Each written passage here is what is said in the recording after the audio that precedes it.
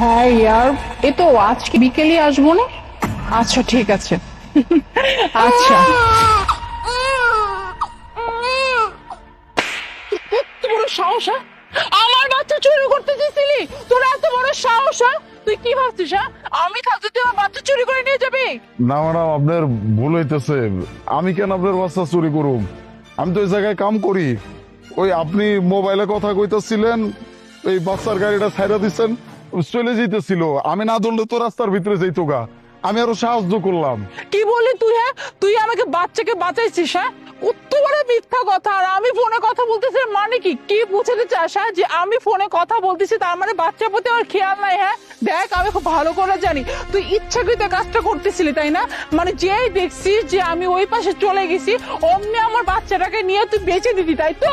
Madam, আপনি আমার ভুল বুঝতেছেন। আমি তো কইতাছি আমি চুরি করবো কে? আমি তো এই জায়গায় কাম করি, মাত্র কামটা পাইছি। আমি আপনার বাচ্চা চুরি করুম কে? আমি আরো আপনার বাচ্চারা বাঁচাইছি। আমি বুঝলাম না তোদের মতো এরকম চোরকে এখানে কাজে কি রাখছে, হ্যাঁ? মানে আজকে যদি আমি না দেখতাম তাহলে তোমার বাচ্চাটাকে নিয়ে এত সুন্দর মতো গায়েব হয়ে যেতি, হ্যাঁ? পরে লাখ টাকা বিক্রি করে দিদি। চোর জানি কোথাকার, হ্যাঁ? তোকে কে কাজ দিচ্ছে এখানে? ম্যাডাম দেখেন, অনেক কষ্ট করে এই জায়গায় কামটা পাইছি। আপনি উল্টা পাল্টা কিছু করেন না, আমার চাকরিটা চলে যাইবো। কি বললি তুই, হ্যাঁ? তোর চাকরি নিব না, হ্যাঁ? তোর চাকরি নিব না। তোর চাকরি কিভাবে খাইতো সেটা আমি খুব ভালো করে জানি। আমার বাচ্চা চুরি করা, তাই তো, হ্যাঁ? তোকে আমি দেখাচ্ছি মজা। আমার বাচ্চাকে ধরে তুই কতটা ভুল করছিস সেটা আমি তোকে দেখাবো। এই ম্যানেজার কোথায় রিসোর্টে? ম্যানেজার! কি হয়েছে ম্যাম? এই যে কেমন ধরনের লোক রাখেন কাজ করার জন্য, হ্যাঁ? একটা যে চোরকে রেখে দিচ্ছে, জানেন এই চোরটা কি করছে? চোরটা আমার বাচ্চা চুরি করতে চেয়েছিল। হোয়াট? বিশ্বাস করেন, আমার কথা শুনেন, আমি চুরি করতে চাই নাই। আমি তো আর উল্টা বাচ্চারা বাঁচাইছি। ছোট লোক কোথাকার, তোকে আমি দয়া করে চাকরি দিয়েছি আর তুই এখানে কি করছিস? তার কি প্রতিদান দিলি তুই, হ্যাঁ? মানুষের বাচ্চা চুরি করছিস? ম্যাডাম, আল্লাহর দোয়া লাগে, আমার কথাটা শোনেন, আমার কথা বিশ্বাস করেন। আমি কেন বাচ্চা চুরি করুম? আমি তো আরো ওনার উপকার করতে গেছিলাম। এই তুই বারবার এই কথা কেন বলতেছিস, হ্যাঁ? আমি কি মিথ্যা কথা বলতেছি?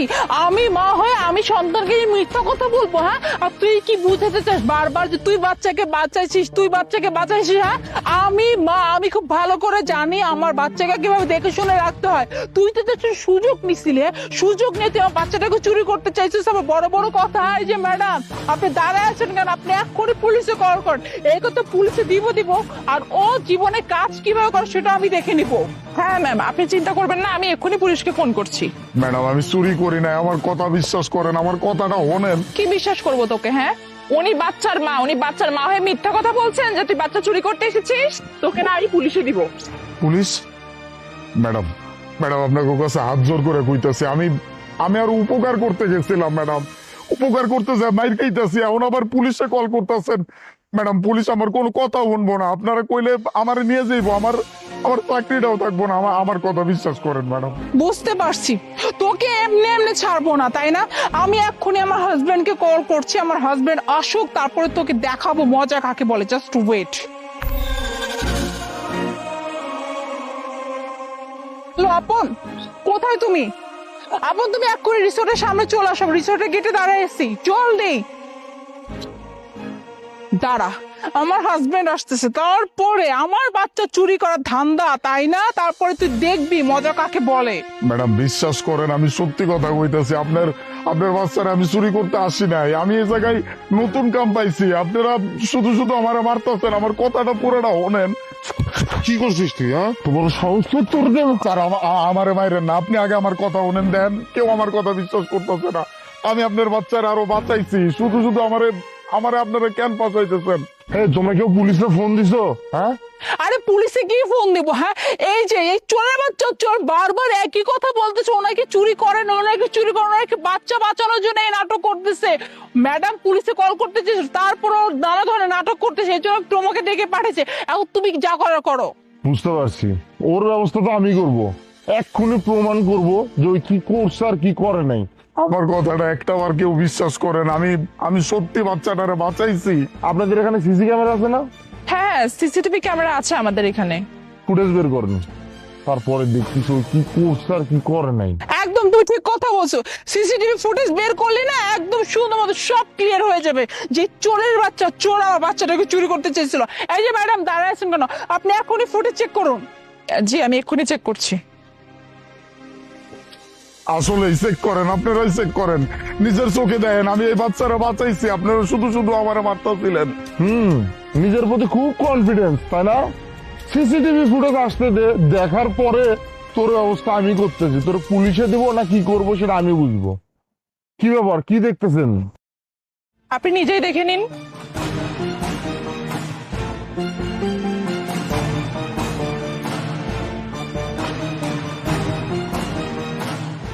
হ্যাঁ ইয়ার, এ তো আজকে বিকেলে আসবো না?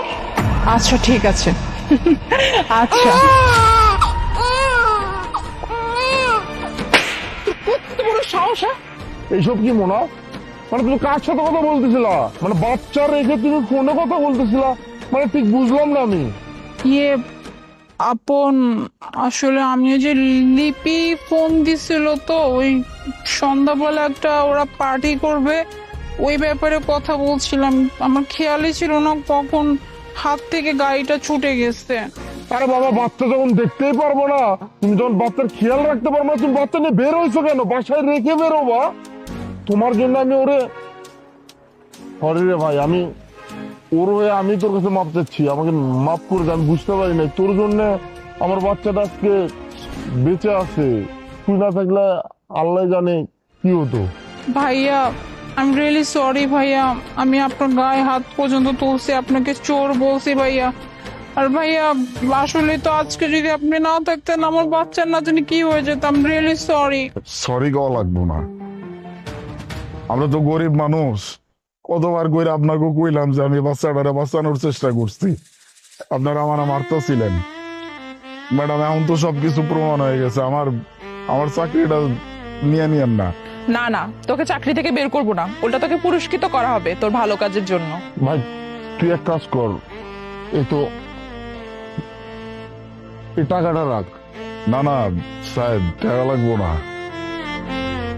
উপকারের জন্য কোনোদিন টাকা পয়সা নেই না, যদি কোনো পরিশ্রমের কাম থাকে তাইলে কই।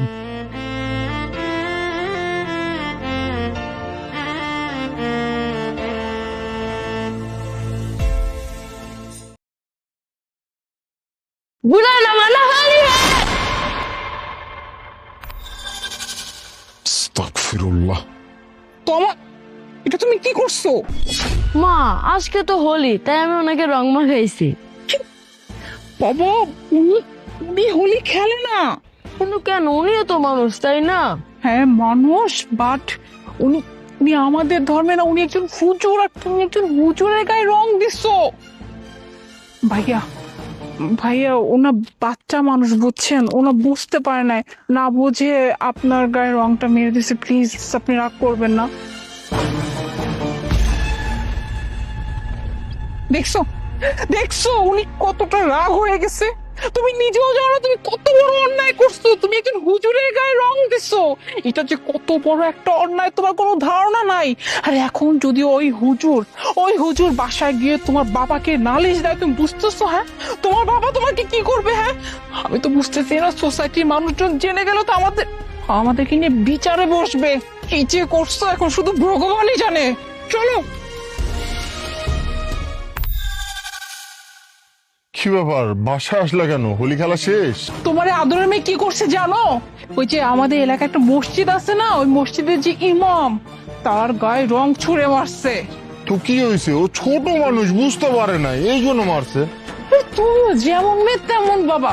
এই তুমি তার আছেন, ভিতরে যাও, ভিতরে যাও। এই তুই কি পাগল হয়েছো? হ্যাঁ তুমি বুঝতেছো তোমার মেয়ে কি করে আসছে? একজন ইমাম সাহেবের গায়ে রং দিছে, আর তুমি জানো যখন রংটা দিছে ইমাম সাহেব যে কতটা রেগেছিল। আমি তো ভয় পেয়ে গেছি। আমি তো তাকে অনেক বলছি যে আমার মেয়েটা ভুল করছে, প্লিজ মাফ করে দিন। এখন তো আমার এই চিন্তা, উনি যদি সোসাইটি হেডের কাছে গিয়ে যদি এই ব্যাপারটা বলে দেয়, মাস্ট বি সবাই এখন এই বাড়িতে আসবে, আমাদের নামে বিচার বসাবে। তারপর কি হবে? আর বাবা তুমি এরকম রিয়াক্ট করতেছো কেন? ও তো ছোট মানুষ তাই না? ও তো আমাদের মতো বোঝে না, বুঝলে তো আর এইভাবে হুজুরের গায়ে রং মারতো না। ব্যাপার না, তুমি সব নিয়ে টেনশন করো না, চলো ভেতরে চলো। তুমি বুঝতেছো না ব্যাপারটা? আমি দেখছি ইমাম সাহেব কতটা রেগে ছিল। আমি তো এখন শুধু এই সময়টা গুনতেছি যে কখন না জানি দরজার সামনে এসে টক টক করে। এখন চলো। দাঁড়ান, আপনাদের মেয়েরা ডাক দেন। হুজুর দেখেন, আমার মেয়েটা না খুবই ছোট মানুষ, মানে বুঝতে পারে নাই। ও তো ছোট, ওর হয়ে আমি আপনার কাছে সরি বলতেছি, মাফ করে দেন প্লিজ। যেটা বলছি সেটা করেন, আপনাদের মেয়েরা ডাক দেন।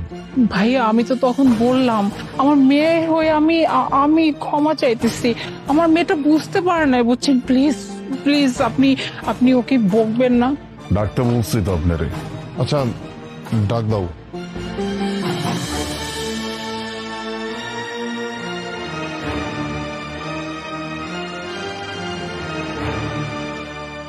ভাইজান, ভাইজান আপনি কি করতেছেন? মানে আপনি বললাম না আমার মেয়ে তো ছোট, ও বুঝতে পারে নাই। মানে আপনার হাতের রং? হ্যাঁ, বাচ্চাটা যখন আমার রং মারছিল তখন তোমার কাছে রং ছিল না, এই জন্য ভাবলাম যে আগে রং নিয়ে আসি, তারপরে বাচ্চারে নিজের হাতে রং মাখায় দিব, এই জন্য নিয়ে আসছি। কি বলতেছেন আপনি? তাহলে রাগ করেন না? আমি তো ভেবেছিলাম হয়তো আপনি আমার মেয়েটার উপর অনেক রাগ করছেন। না, রাগ কেন করতে যাব? বাচ্চারা হচ্ছে ফেরেশতা স্বরূপ, আমাদের ধর্ম তো এটাই বলে। যেখানে বাচ্চারা কোনো কিছু করলে আমাদের আল্লাহ পাকই অসন্তুষ্ট হন না, সেখানে আমি কেন অসন্তুষ্ট হব? আমি কেন রাগ করব? আর ও যেটা করছে ওর নিজের বুঝ থেকে করছে, নিজের খুশির জন্য করছে। আমরা বড় হিসেবে আমাদের উচিত ওদের খুশিকে সবসময় অটুট রাখা। হ্যাঁ আপনি ঠিকই বলছেন, এটা তো উৎসব তাই না? আর উৎসবে তো কে কোন ধর্মের, কে কি করে না করে এটা তো আসলে দেখা উচিত না। ধর্ম যার যার, উৎসব তো সবার। দেখো আমি তোমার বলছিলাম না, উনি জ্ঞানী মানুষ, উনি ঠিক বুঝতে পারছে, আর তুমি অযথা টেনশন করতেছিলা। আমি রং মাখায় দিই।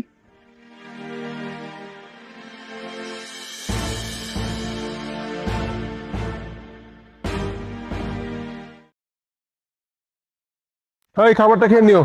ধন্যবাদ স্যার। মুনা,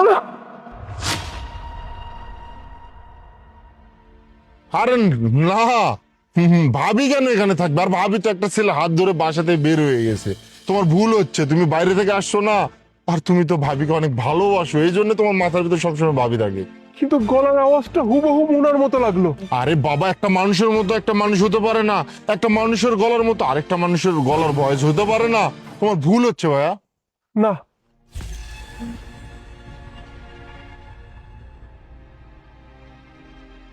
মুনা ও ওইখানে কি করে? তুই একটু দাঁড়া।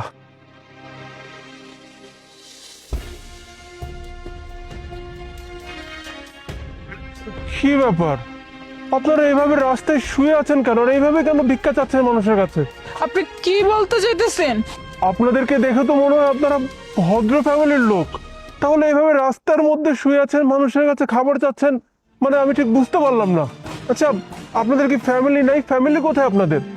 আমার সবই আছে, আমার পরিবার আছে, আমার স্বামী আছে, শ্বশুর শাশুড়ি দেবর সবাই আছে, আর ও হইতেছে আমার বোন, আমার সাথেই থাকে। সবকিছু থাকার পরও আপনারা এইভাবে রাস্তায় সময় পার করছেন, মানে আমি ঠিক বুঝলাম না। আমার শ্বশুর বাড়ির লোকজন সবাই মিলে আমার বাইর করে দিচ্ছে। কি? আপনার শ্বশুর বাড়ির লোকজন আপনাকে বাসা থেকে বের করে দিয়েছে? কিন্তু কেন?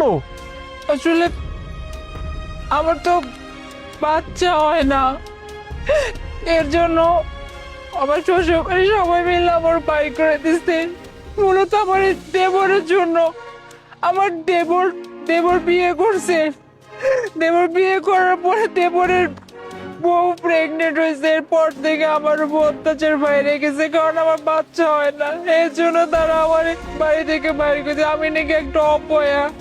আমি এত করে বলছি যে আপনার একটা আমার স্বামী আসা পর্যন্ত অপেক্ষা করেন, আমার স্বামী তো দেশের বাইরে, কিন্তু তারা কেউ আমার কথা শুনে নেয়। তো এই কথাগুলো আপনি আপনার হাজবেন্ডকে জানাননি? আমার কাছে কোনো উপায় ছিল না, আমার স্বামীর সাথে আমার কথা বলতে দিত না, সব সময় আমার দূরে দূরে রাখতো। আর আমার স্বামী তো আমার শ্বশুর বাড়ি সবাই অনেক ভালোবাসে, তার মা বাবা, বিশেষ করে তার ছোট ভাইটার অনেক আদর করে, ছোট ভাই যা বলে তাই বিশ্বাস করে। আর আমার দেবর আমার দেবর নিশ্চয় আমার স্বামীর কোন উল্টা পাল্টা কিছু বুঝাইছে। আমি শুনছি একবার আমি শুনছি যে ফোনে নাকি বলতেছিল যে আমি নাকি কার সাথে কি পরকিয়া করি, কোন ছেলের লাগে কথা কই। নিশ্চয়ই উল্টা পাল্টা কিছু কইছে, এর জন্য আমার স্বামী আমার খোঁজ করে না। আমি অনেক চেষ্টা করছি যে আমার একটু আমার স্বামীর লাগে কথা কইতে দেন, আমার ডাক্তার দেখালে আমার সব ঠিক হয়ে যাবে, কিন্তু তারা আমার কোনো কথা শোনে নাই। তারা একটাই কথা কইতো যে আমি নাকি অপয়া, আমি নাকি অলক্ষী, আমি থাকলে নাকি তাদের সব ধ্বংস হয়ে যাবে। আর ওই যে আমার দেবরের বউ এখন বাচ্চা দিবে দেখে সবাই তারে নিয়ে ব্যস্ত, আর আমার বোনের রাস্তা বাইর করে দিচ্ছে। এত কিছু হয়ে গেল অথচ আমি কিছুই জানলাম না।